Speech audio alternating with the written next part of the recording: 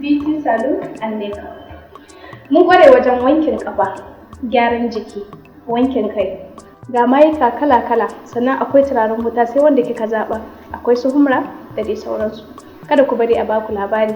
Kowace uwar gida amarya ce idan har za ta zo ta same mu a M&M Elegant Beauty Salon, mu kuma mun yi alƙawarin za mu mayar da ke fiye da yadda aka sami ta wannan amaryar da take zuwa tana kun je su kun daɗe a cikin gida.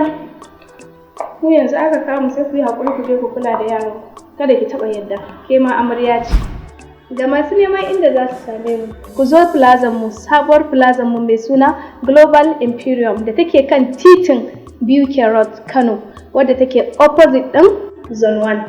Shagon mu yana nan number 6, shine number shagon mu. Kada ku bari a baku labari, sai kun zo.